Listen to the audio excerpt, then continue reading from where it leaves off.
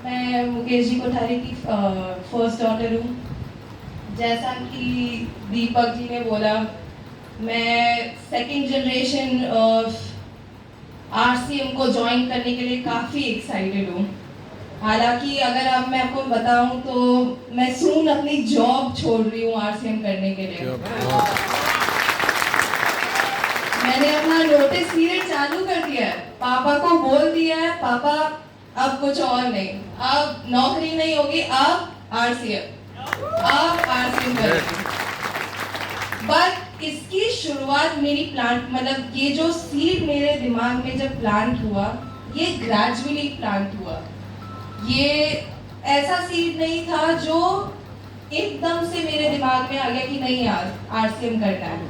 और इसकी फ्रीडम मेरे को पापा ने दी कि मैं खुद समझूं, मैं खुद नौकरी करूं और मैं अपने आप एक डिसीजन बना पाऊं कि यार आरसीएम से अच्छा कुछ और नहीं है। तो एक स्टोरी सुनाती हूँ।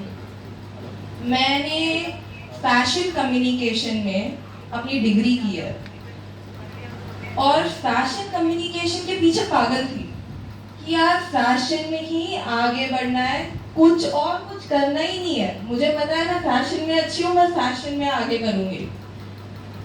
फिर लॉकडाउन वगैरह हो गया, कॉलेज खत्म हो गई, फिर भी थोड़ी मन में होप थी कि नहीं मैं कर सकती हूँ।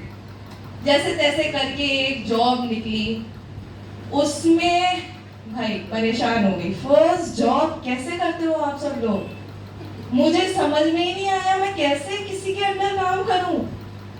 एक मेरे को एक्सप्लेनेशन भी नहीं देते थे वो लोग, मेरे को सिर्फ बता देते थे कि ये काम करना है, मैं वो काम कर लेती थी वैसा का वैसा, पर आगे कोई एक्सप्लेनेशन नहीं देता था मेरे को।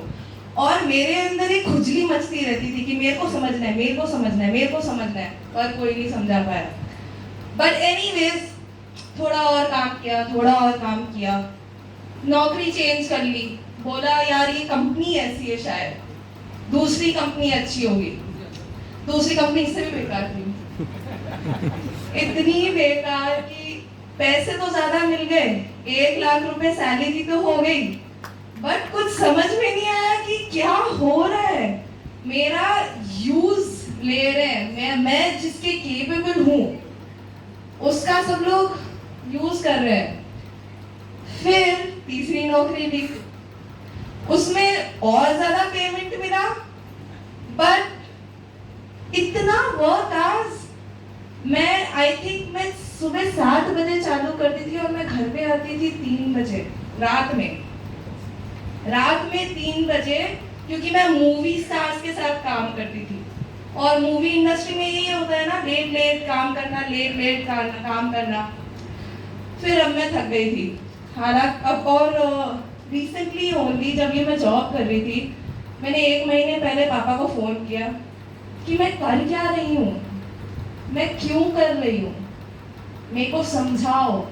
मेरे पास अभी तक रीजन नहीं है एक जॉब करने का, और मुझे ये पता है कि अगर मैं अभी आपको ये सारी जॉब छोड़ के आरसीएम में ज्वाइन कर लूंगी, मुझे पता है मेरी एक्सीलेंस होगी।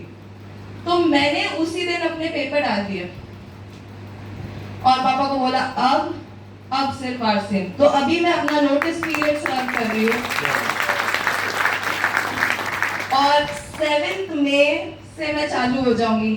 और 7 मई को आरसीएम का दिल्ली में बहुत बड़ा प्रोग्राम है जो मेरे जैसों को मोटिवेट करेगा आरसीएम करने के लिए।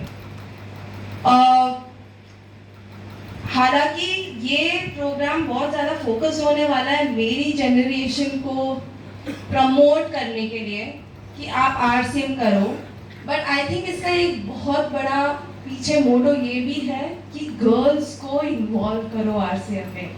अभी सपना और दीपक जी ने भी बोला था कि ये बिजनेस विमेन के लिए बना है, तो आई थिंक ये सिर्फ नेक्स्ट जनरेशन के लिए नहीं है, ये आप अपनी फ्रेंड्स को लाइए, अपनी गर्लफ्रेंड्स को लाइए, जिसको लाना है उसको लाइए, बट लाइए लड़कियों को लाइए, उनके लिए ये बिजनेस है।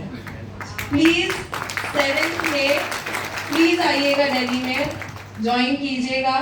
सीखिए आरसीएम के बारे में। आप जो भी लाइफस्टाइल वगैरह के बारे में पापा ने बात करने बोला था, आई एम सॉरी पापा, I couldn't talk, I couldn't, but हालांकि और भी जो भी प्रोग्राम के बारे में बताना है वो दीपक जी बता देंगे और पापा भी बता देंगे। So that's it, thank you, जय आरसीएम।